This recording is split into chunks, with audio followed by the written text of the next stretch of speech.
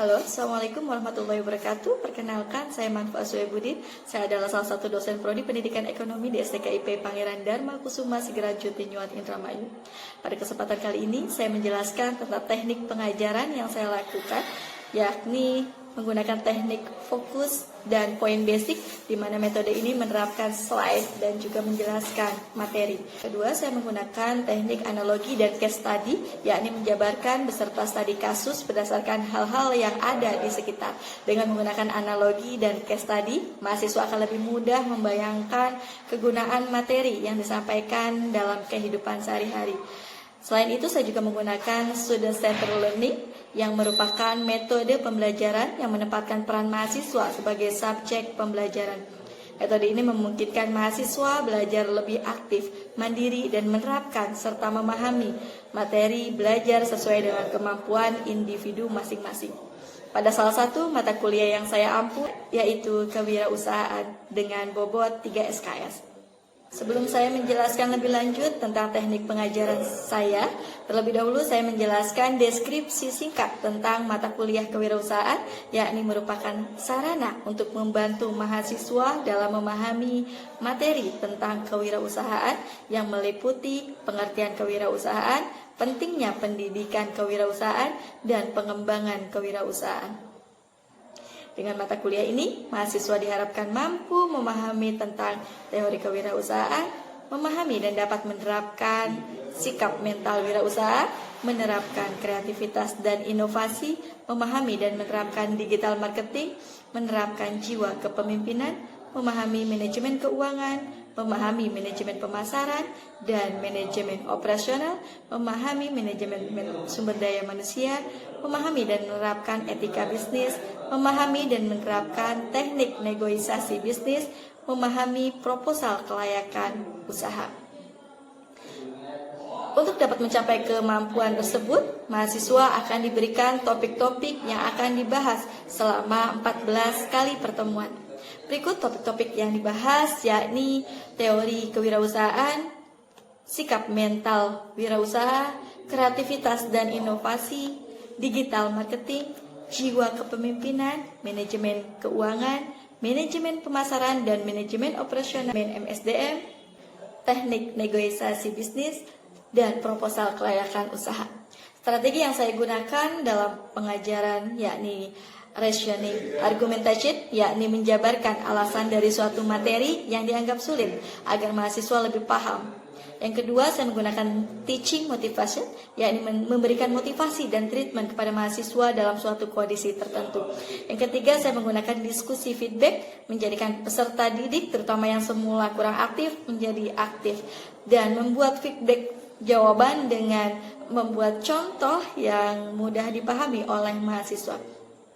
Pada awal perkuliahan, saya menjelaskan tentang kontrak kuliah mengajar antara saya dan mahasiswa, yakni pada kehadiran sebesar 5%, tugas terstruktur sebanyak 30%, tugas mandiri sebanyak 10%, ujian tengah semester sebanyak 25% dan 30% pada UAS. Dalam pembelajaran di luar kelas, saya menggunakan media grup WA untuk komunikasi lebih lanjut, dan saya menggunakan Google Classroom untuk mengumpulkan tugas mahasiswa. Untuk lebih jelas, saya akan memberikan cuplikan pengajaran yang saya lakukan saat mengajar di dalam kelas. Selamat siang semuanya. Alhamdulillah, hari ini kita bisa bertemu lagi bertatap muka di pertemuan kedua ini dengan kalian semester 5 di mata kuliah kewirausahaan. Pertemuan kedua ini saya akan memaparkan materi pertama tentang kewirausahaan. Nanti untuk presensi kita bisa melalui manual atau setelah ini, dan juga kan bisa melalui LMS. Untuk itu, sebelum kita mulai pembelajarannya, marilah kita berdoa dalam hati menurut kepercayaan masing-masing. Dimulai.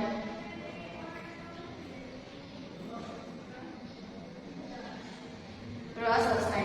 Baik, izinkan saya untuk langsung memulai beberapa hal yang telah saya sayangkan, dan izinkan saya juga untuk menjelaskan tentang materi-materi yang ingin saya jelaskan di materi pertama. utama kewirausahaan.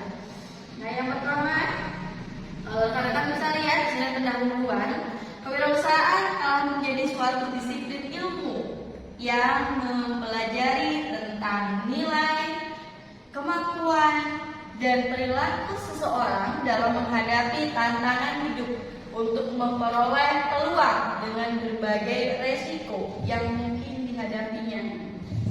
Bahkan, untuk menjadi wirausahawan sukses, memiliki bakat saja tidak cukup, tetapi juga harus memiliki pengetahuan segala aspek usaha yang akan ditekuninya. Tugas dari wirausaha sangat banyak, antara lain tugas mengambil keputusan, kepemimpinan, terus kepemimpinan organisasi, kepemimpinan teknis, kepemimpinan komersial, penyediaan modal, dan lain sebagainya. Nah, kalau kita tadi bicara tentang pendahuluan, lalu apa sih pengertian dari kewirausahaan? Kewirausahaan adalah suatu usaha untuk menentukan, mengembangkan, kemudian menggabungkan inovasi, kesempatan, dan cara yang lebih baik agar memiliki nilai yang lebih dalam kehidupannya. Jadi bagaimana caranya yang tadinya tidak bernilai sehingga berproses dan dapat dikembangkan menjadi hal-hal yang mempunyai value atau mempunyai nilai yang lebih dalam kehidupannya. Itu kewirausahaan. Dan juga kewirausahaan adalah sesuatu kemampuan kreatif dan inovatif yang dapat dijadikan kiat dasar proses dan perjuangan untuk menciptakan nilai tambah barang dan jasa dengan berani menghadapi segala risiko. Jadi kewirausahaan, orang yang berwirausaha itu harus berani menghadapi segala resiko yang ada. Resiko itu selalu ada. Besar kecilnya resiko itu bisa kita kendalikan. Siapa yang mengendalikan? Ya, diri kita sendiri. Jadi segala kemampuan kreatif dan inovatif. Orang yang berwirausaha biasanya memiliki kemampuan kreatif dan inovasi yang lebih dari yang tidak bergelut dalam berwirausaha.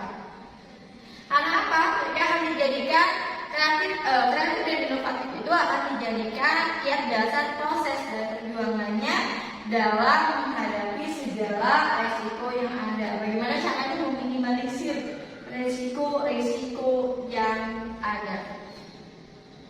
Maka selanjutnya, lalu ada pertanyaan lagi nih, mengapa ilmu bisnis dan kewirausahaan itu mendesak untuk diajarkan sejak dini? Ini pertanyaan yang biasa dilontarkan oleh beberapa orang. Kenapa sih kita harus belajar berwirausaha? Kenapa sih kita harus benar-benar mendesak untuk belajar berwirausaha sejak sedini mungkin? Nah ini, jawabannya tidak lain agar menjadi ilmu atau pola pikir yang bekerja di masa depan.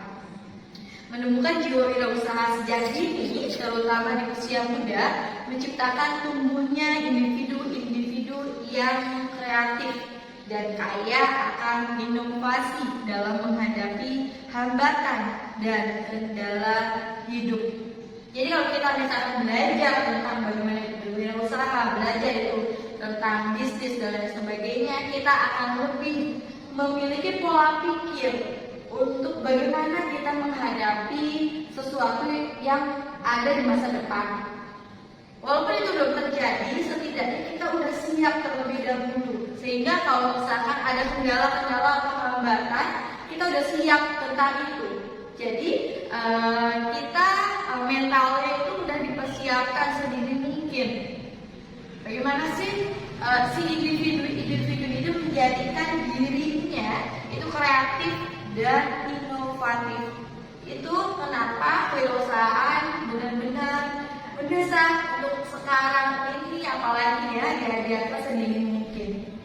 Berkaca dari pandemi seperti sekarang ini, bahwa banyak sekali orang-orang yang PHK, banyak sekali orang-orang yang tadinya merasa berada di zona nyaman, sekarang mereka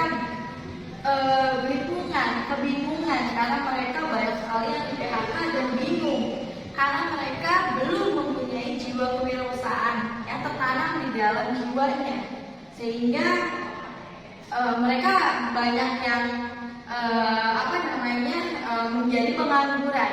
Tetapi lain halnya jika mereka yang sudah menanamkan jiwa entrepreneurnya sendiri, mungkin saat mereka mengalami PHK, maka mereka akan menjadikan resiko atau kendala hidup itu menjadikan hal-hal yang mencari solusi dari masalah-masalah itu. Bagaimana mencari solusinya tadi? Membuka lowongan kerja atau misalkan membuat usaha tertentu yang sesuai dengan kebutuhan dan keahliannya.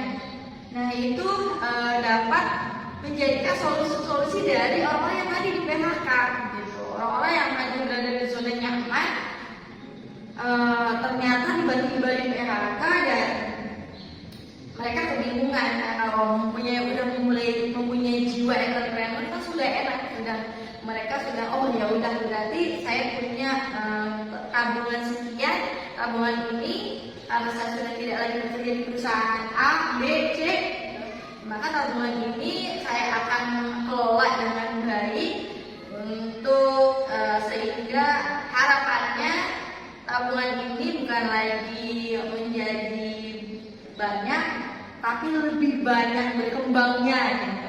Seperti itu. Jadi harapannya selain saya bisa bekerja, gitu ya, saya bisa bekerja mempunyai usaha sendiri, saya juga bisa membuka lowongan kerja untuk orang lain seperti itu. Jadi bisa membantu diri sendiri, juga bisa membantu orang lain. Next ya, saya lanjut di sini. Di sini, nah perlu kita ketahui bahwa berbisnis memang tidaklah mudah karena ada beberapa unsur yang harus dimiliki oleh para wirausahawan, seperti mental yang kuat, sumber daya yang hebat, dan manajemen skill yang dahsyat, dan juga lain sebagainya. Kalau kita lihat di sini ada mental yang kuat. Seorang wirausaha itu harus mempunyai mental yang kuat. Kenapa? Karena mereka harus bersaing bukan hanya dengan satu karakter, tapi ribuan karakter yang berbeda. Dan kita harus menerima ribuan karakter yang berbeda tersebut. Jadi misalkan ada orang menjatuhkan mental kita, kalau kita mental yang kuat, maka dia akan fine-fine aja gitu. Jadi atau misalkan saat kita bergelut di dunia usaha, ekspektasi kita itu adalah langsung maju ya, tapi ternyata di dalam prosesnya itu kita tidak seperti itu, bisa langsung bangkrut dan lain sebagainya, misalkan contoh seperti itu. Tapi kalau misalkan punya mentalnya yang kuat, saya rasa dia akan move on kembali, dia akan bangkit kembali. Tapi kalau misalkan mentalnya dia tidak kuat, maka saya rasa banyak orang-orang yang sudahlah mungkin bukan bidang saya, padahal dia bisa gali lebih lagi. Ini jadi unsur-unsur yang harus dimiliki oleh wirausaha yang pertama adalah mental yang kuat. Jadi kita harus menerima juga tadi beberapa ribuan karakter yang berbeda. Lalu sumber daya manusia yang hebat. Selain mental yang kuat, kita juga harus jadi SDM yang hebat, sumber daya manusia yang hebat. Bagaimana cara kita menjadi sumber daya manusia yang hebat? Adalah memantaskan diri. Bagaimana cara memantaskan diri? Mengupgrade dirinya sendiri. Bagaimana cara mengupgrade dirinya sendiri? Banyak hal yang bisa kita lakukan.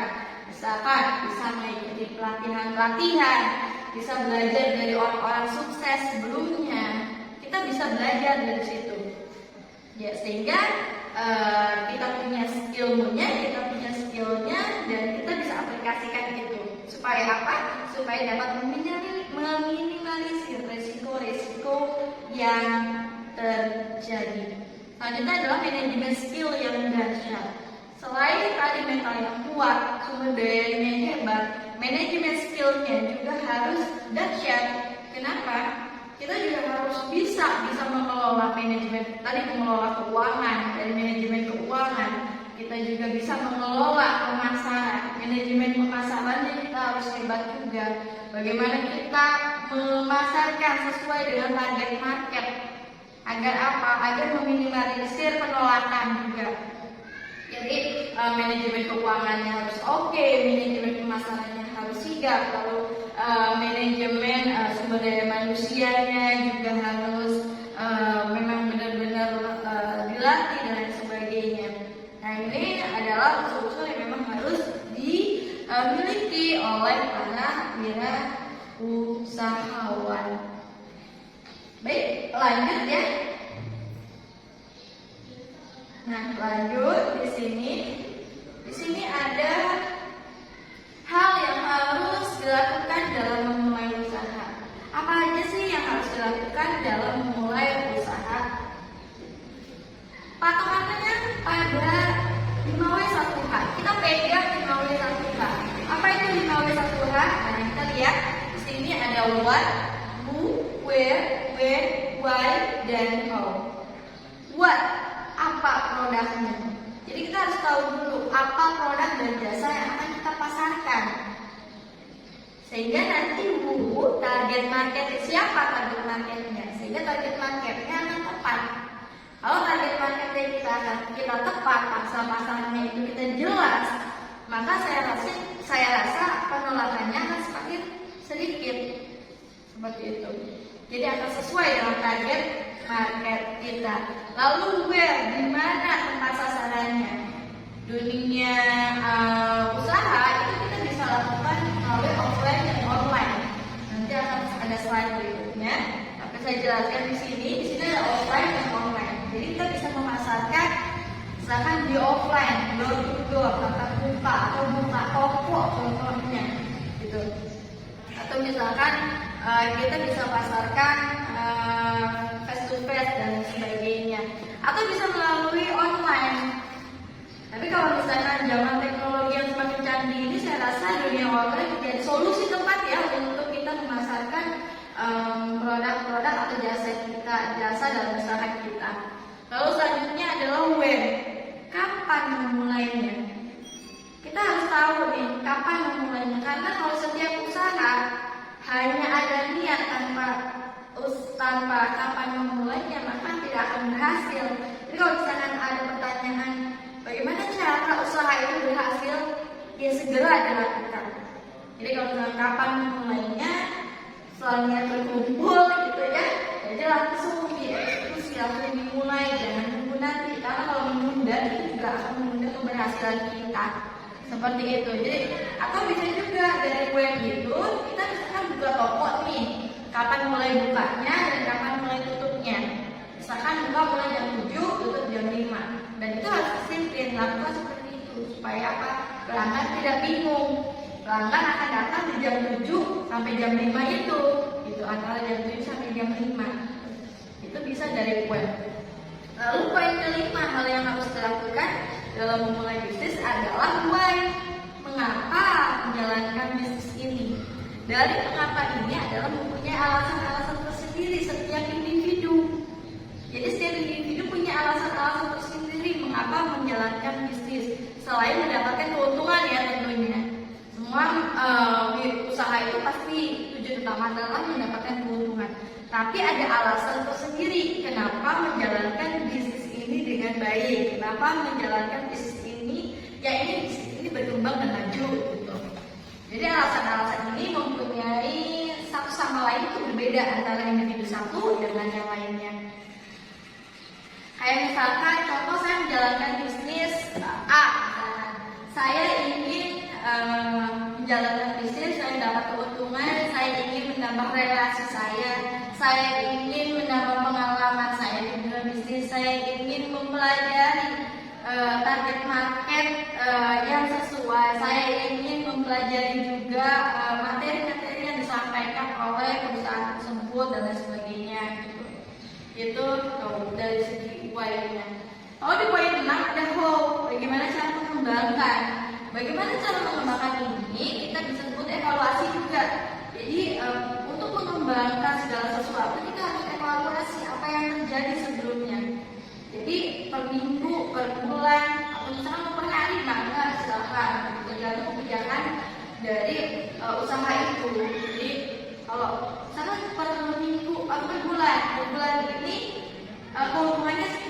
bulan kemarin keuntungannya jauh lebih besar. Berarti harus dievaluasi kenapa hal itu terjadi. Nah, kalau sudah evaluasi, kita lihat lagi, perhatikan 5W-nya sudah dijalankan dengan baik atau belum. Seperti itu. Oke ya. Oke, kita lanjut ya. Lanjut ke cara memasarkan produk dan jasa. Cara memasarkannya bisa melalui offline dan juga online. Offline tadi tatap muka atau bertemu langsung dengan calon konsumen kita. Kalau online itu bisa melalui media sosial. Media sosial banyak sekali ya yang kita punya, seperti kayak Facebook, Instagram, terus apa lagi gitu, Twitter, WA. Nah, kita bisa pasarkan di situ. Lalu pertanyaannya, media sosial mana yang bagus untuk kita pasarkan? Jawabannya adalah sesuai dengan target marketnya ada di mana. Jadi kalau misalkan kalau saya pribadi, saya banyak targetnya di Facebook. Ya berarti saya memasarkan produk-produk yang saya jual itu ya di Facebook. Misalkan contoh seperti itu. Jadi kalau misalkan media sosial mana yang bagus, ya tadi kembali lagi target marketnya di mana kira-kira yang banyak seperti itu. Supaya lebih efektif. Selanjutnya bisa online itu pemasarannya bisa melalui email marketing, karena zaman sekarang tidak dipungkiri ya, semua orang punya email. Semua orang yang mau membuka atau mempunyai media sosial harus terlebih dahulu punya email, ya nggak? Sehingga email, kalau zaman dulu email menjadi tabu, kalau sekarang email itu udah berbiasa, orang biasa dengan email. Nah itu dimanfaatkan kalau orang-orang yang bisa memasarkan produk atau jasanya di email tersebut. Kalau kakak bisa lihat di email itu banyak sekali promo produk atau jasa dan usaha-usaha lain. Selanjutnya bisa melalui FB Ads, IG Ads, website. Ya, kita bisa membuat website semenarik mungkin. Gitu. Jadi offline online bisa kita lakukan dan tergantung di mana target market yang kita miliki sehingga sesuai dengan target marketnya, tepat sasarannya. Selanjutnya, next ya. Selanjutnya, nah ini dalam setiap kegiatan berbisnis pastilah mempunyai tujuan utama, yaitu untuk mendapatkan laba dan mengejar keuntungan serta meningkatkan kesejahteraan semua pemangku kepentingan, bahkan hingga dapat meningkatkan kesejahteraan rakyat suatu negara. Bisnis itu tidak lepas dari mendapatkan keuntungan, tetapi tadi alasan lainnya itu beragam, satu individu dengan individu yang lain. Oke, next.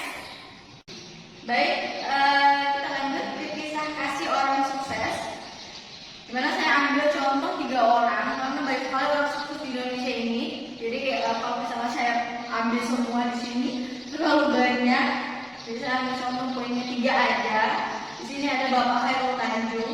Bapak Khairul Tanjung ini kenapa disebut si anak singkong? Beliau menulis buku, judulnya si anak singkong. Nah, beliau itu adalah anak dari seorang wartawan. Dulu itu beliau sekolah di bagian kedokteran, tapi beliau di tengah jalan itu kendala finansial, membayar dan sebagainya, dan beliau mulai mengubah mindsetnya untuk sebuah usaha.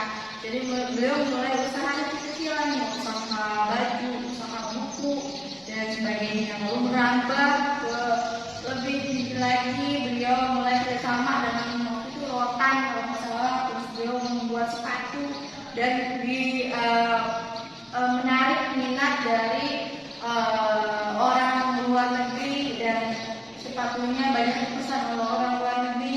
Lalu merambah ke bagian keuangan, beliau udah dari beralih ke Bank Mega gitu ya. Terus beliau juga ke multimedia, Trans TV, Trans 7 itu yang kalian sering tonton, itu punya beliau. Lalu beliau juga merambah ke properti, kayak bikin mall dan lain sebagainya. Nah ini sangat memang beliau. Dan saya rasa kalau belajar dari Bapak Khairul Tanjung bahwa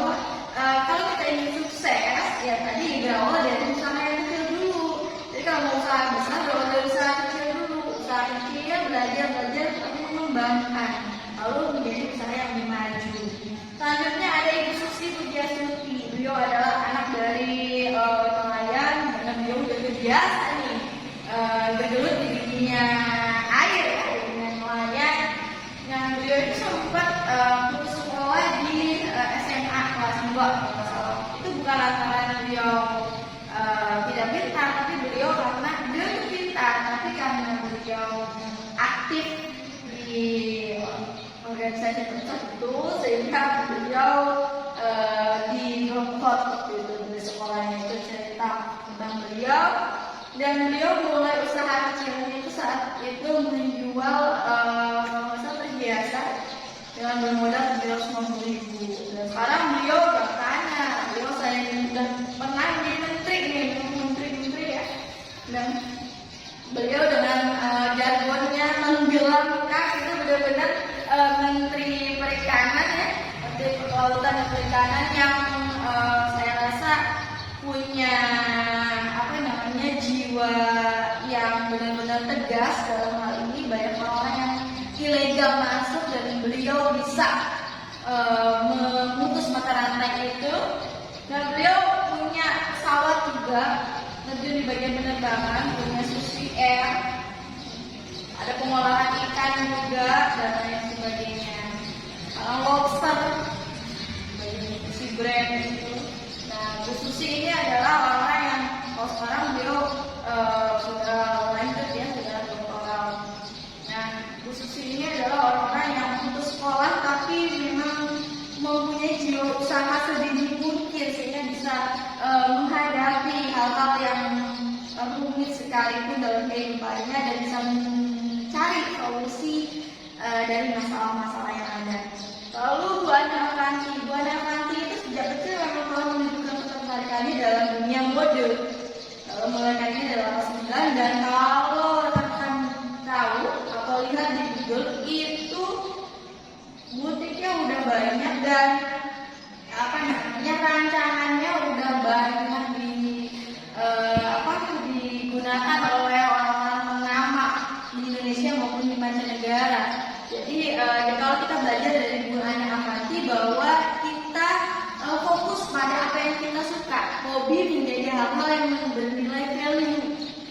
Jadi tiga sosok ini adalah mereka-mereka yang punya latar belakang yang berbeda satu dengan yang lainnya, tetapi mempunyai tujuan yang sama, yaitu mensukseskan diri sendiri untuk mensukseskan Indonesia, sehingga Indonesia dikenal di mancanegara seperti itu. Selanjutnya, nah, maka kalau kita berkaca dari tiga orang hebat tadi, marilah kita belajar dari kedua orang-orang yang sudah sukses sebelumnya dan duplikasi sesuai dengan kemampuan kita. Jadi kalau kita mau belajar, kita bisa belajar pada orang-orang sukses, orang-orang yang menurut kita sukses seperti itu, dan kita duplikasi apa yang mereka lakukan. Tapi ingat, sesuai dengan kebutuhan dari kemampuan dan kemampuan dari diri kita. Baik, maka ayo berwirausaha. Selesai, terima kasih, selesai. Ada pertanyaan sampai sini? Iya Bu, izin bertanya. Maka silakan. Harap kan di sini kita berbicara kewirausahaan. Nah, bagaimana sih agar seseorang itu punya pemikiran wirausaha dan mental yang kuat itu di dalam berwirausaha? Baik, terima kasih untuk pertanyaannya bagus. Bagaimana sih seseorang itu agar mempunyai mental yang kuat dalam berwirausaha? Tadi kalau kita bisa lihat di slide sebelumnya, yang mana ya? Nah ini. Itu kita bagaimana harus mempunyai mental yang kuat untuk menjadi seorang wirausaha. Tadi kita pupuk jiwa wirausahawan kita sejak dini. Sehingga kalau kita misalkan pupuk jiwa wirausahawan kita sejak dini, misal contoh, kita mulai dari usaha kecil dulu. Usaha kecil bisa risikonya lebih kecil dari usaha yang langsung besar. Sehingga kita tahu dulu, oh ini risikonya seperti ini, mentalnya sekian. Nanti kita upgrade diri. Nanti setelah itu upgrade sampai kita mempunyai mental yang benar-benar kuat. dan mental yang kuat tuh bisa seperti ini. Kalau misalkan contoh hal jualan di kampus ini, contoh mau jualan es atau gorengan, itu harus punya mental yang kuat. Karena apa? Mengesampingkan rasa malu, ya kan, gengsi dari rekan-rekan yang lain. Mentalnya dikuatin dulu, mentalnya benar-benar kuat. Kita pasarkan produk kita berikan keunggulan dari produk kita tanpa menjatuhkan produk-produk lain. Lalu kita beritahu bahwa ini loh keunggulan dari produk kita dan kalian harus membeli lah gitu dari produk kita, sehingga mental kita terlatih untuk itu. Jadi bagaimana mendapatkan mental yang kuat itu tadi dilatih sedikit demi sedikit. Jadi kalau kita terlatih dari orang pedagang mungkin langsung ya, atau kalau udah terbiasa lihat. Tapi kalau kita tidak, kita bisa melatih sedikit demi sedikit. Kita bisa melakukan usaha dari yang kecil dulu agar resikonya kecil, dan kita kita bisa tahu dulu, oh ternyata resiko ini dan solusi seperti ini. Oh nanti berarti yang harus saya hadapi orangnya seperti ini. Upgrade lagi usaha yang agak lebih tinggi, usaha berarti resikonya biasanya agak lebih tinggi lagi. Nanti kita juga mentalnya akan